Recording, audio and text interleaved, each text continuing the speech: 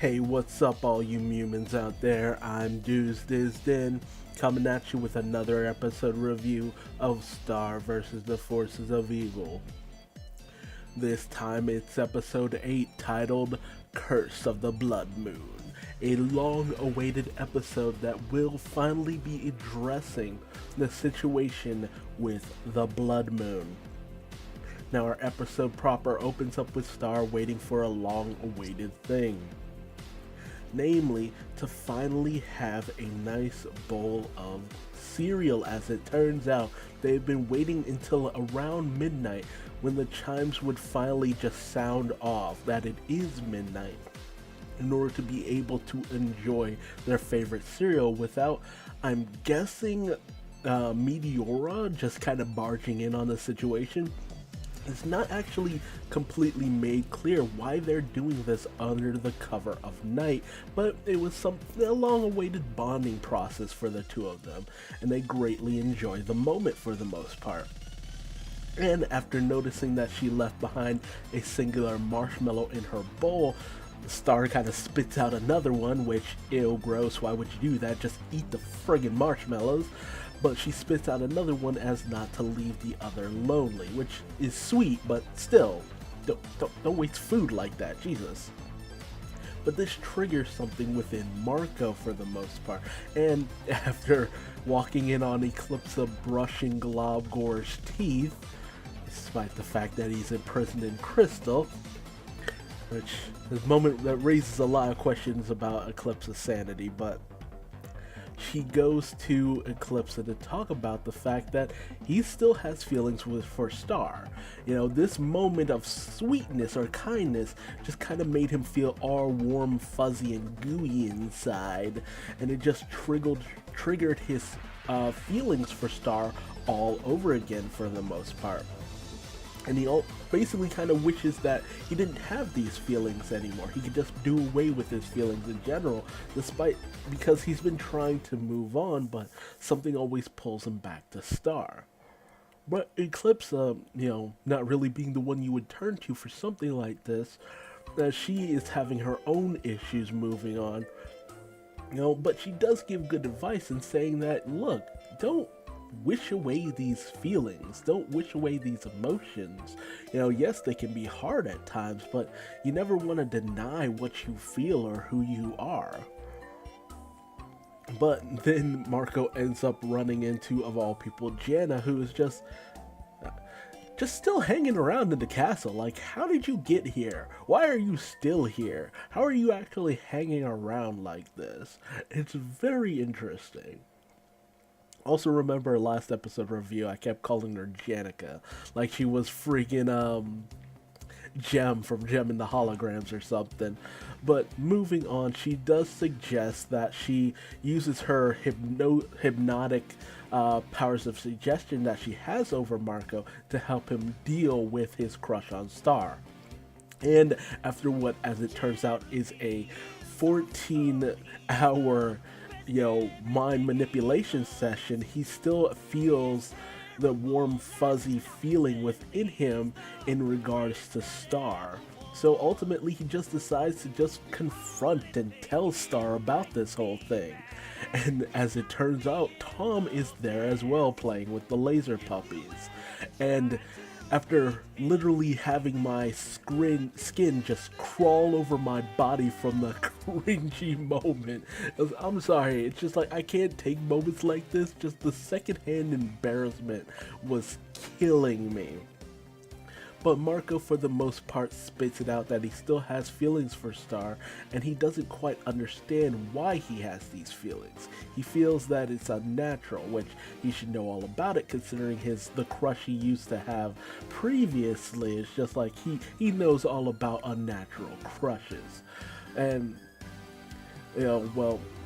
he doesn't quite spill the beans, but he kind of does it accidentally as Tom goes to eat one of the marshmallows in the bowl, and, Star and Marco go on this big tirade about, you can't just have one, they'll be lonely and blah, blah, blah, and this and that, and he just kind of spills the bean, much to the horror of Star.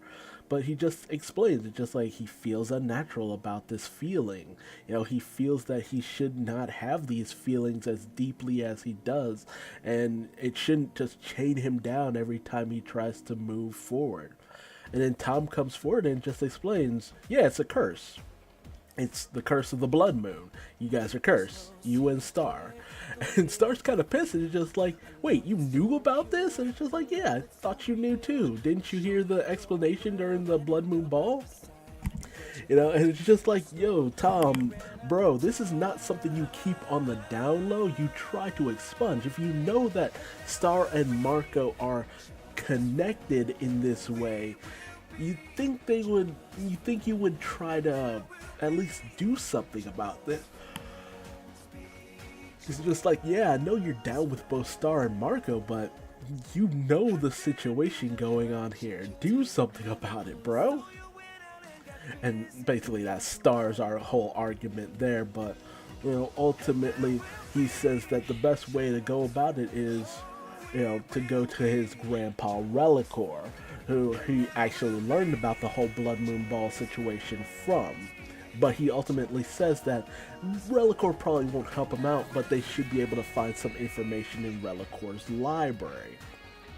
So they end up going to the Lucitor home, into Relicor's library, his grandpa Relicor's library, and they use the internet access that Relicor has in order to do some research on the Blood Moon curse, only to find out that, the only way to break it is under the next blood moon, which is 600 years later. And Tom's just like, oh right, you guys don't live that long. But they end up bumping into Grandpa Relicor regardless. And as Tom does his best to kind of get, some info from Relicor and explain what they're doing there, he sniffs both Star and Marco. And when he discovers that they're cursed, he's just like, okay, Tom, you done fucked up here. But he hands over a, guide to certain enchanted rocks. And they come upon the Severing Stone, which can, disable certain connections, especially the curse of the Blood Moon. So he summons a magical elevator to bring them to the lowest depths of the underworld where the Severing Stone is. We also have another moment where Star and Marco kind of gang up on Tom, and he kind of calls him out on that. It's just like, why do you guys keep ganging up on me like this? But it's just one of those situations where, he does something that kind of is a bit of a pet peeve for Star in certain situations. So I feel that it just highlights the dissonance between Star and Tom in terms of their relationship. Unfortunately, they're not able to make it to the lowest levels of the underworld, as the, elevator demon only goes so low. So, Relicor just cuts the tether, keeping them aloft, and they just go plummeting to the lowest depths of the underworld, being saved by a spell by Star. They manage to find the Severing Stone. However, this mystical tower erects in front of them with a creepy demon inside, and Marco just basically goes on a big tirade, having gotten used to the magical world, and he's just like, yeah, you're probably some demon who has this request for us to take this couch up to the top of the tower, and it's some trick, and we have to have this specific combination in order to actually get this to work, and it'll probably just be me and Star and stuff like that, because we're under the curse of the Severing Stone and all this, only for another demon to appear and be like, no, it's a fight to the death. And he basically starts arguing with the other demon about the fact that he was just being lazy and didn't want to call a moving company in order to actually move the couch, which is a funny little scene, honestly. Just such a minor thing, but it's so funny. And as the two demons argue, the others just move on for the most part across the bridge and towards the Severing Stone, and they get ready to present themselves and have their the curse lifted from them. But we also have a moment where Reliquor kind of asks something of the Severing Stone, and it's discovered that he asked for the severing of his feelings toward Tom's grandmother because of certain issues they had. But in doing so, they lost the very first moment he ever met his beloved, and it's something that he could never get back. So he greatly regrets it, and it's kind of a bit of a warning towards both Star and Marco. But ultimately, Star and Marco decide to go through with it, believing that the only real moment is the one just for the Blood Moon Ball. That's it. That's all they have to sever, and they'll be fine. If they forget that moment, then it'll be fine. And so they start dancing, as just to kind of bring back the uh, moment of the Blood Moon Ball. And after they start dancing, they kind of take on they kind of go into this mindscape of the memory of the Blood Moon Ball, and they actually end up having a really fun time, honestly. But they also note that there are various differences to the memory that they're going through for the most part. And Star kind of says she doesn't want to forget. She doesn't want to lose this moment because she's all for having this forced destiny severed, but she doesn't want to, also just lose this moment with Marco because it was so much fun. She enjoyed it so much. But ultimately, they also realized that it wasn't just this one moment. It was a whole host of moments that eventually caused them to fall in love. And, ultimately the whole situation is resolved. The memory is basically severed and taken away for the most part. I guess. The way that they talk about it, it doesn't quite feel like anything was truly done. Tom, translates from Reliquor that, the deed is done, but I don't know. Something about it doesn't feel quite right. Star says that she feels that she woke up from like a nap that just was very uncomfortable and unpleasant. And when Tom presents the marshmallow, chunks that Marco felt such a connection to, he doesn't really feel much. It's just soggy candy. And then he addresses Star as just like he just sees his best friend, and that's about it. And Tom's happy because hopefully he thinks that some of the awkwardness that's been going on between the three of them will finally stop for the most part. And we kind of end things off with a bit of a joke with Jana just, severing two halves of her soul, believing that'll cause her to become a demon. And Tom's just like, yeah, no, that's not how becoming a demon works. And that's it. And it just ends. I don't know. It's just like something about the first half of last episode with the going out of business episode, and something about the end of this one just feels a little off. Like there's something I'm missing in terms of these characters and what they're emotionally going through. It feels like I'm missing something here, because it just feels like it ends in a very weird and awkward fashion. Like there was supposed to be something more to it. Like I missed something. I don't know. It's just like, because they say it's just like, it probably wasn't just that one moment. It was probably several moments that caused us to fall in love with each other.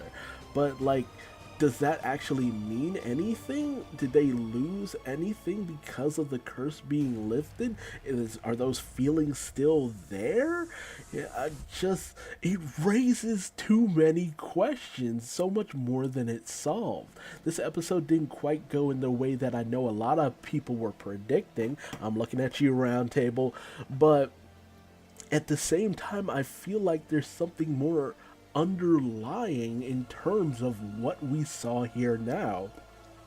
Like something's gonna come back to bite us that none of us will actually be able to call because, it doesn't feel like it was clear enough to actually call something. But hey, tell me your thoughts in the comment section below. What do you think truly happened? Do you feel that more than just that one memory was removed, or maybe all their other experience supersede the moment from the blood moon ball. Maybe we'll actually find out something a little bit deeper happened later down the line with the loss of that memory. It raises so many questions. And then there's Janica, just kind of roaming around in Muni. It's just like, don't you have school? But, aside from that, will Star and Marco truly be able to move forward? Because honestly, this series has been going in unpredictable directions in terms of their relationship, and I'm not quite sure where it's going to end up. But again, tell me your thoughts in the comment section below. If you liked this video, feel free to leave me a like. And if you didn't, feel free to leave me a dislike and tell me what I did wrong in the comment section below. And hey, how about subscribing? Because I'll definitely be bringing you more magical adventures in reviews of Star versus the Forces of Evil. But until then, if you want to find me on any other social media links, Google me. I'm everywhere. And until then, stay together.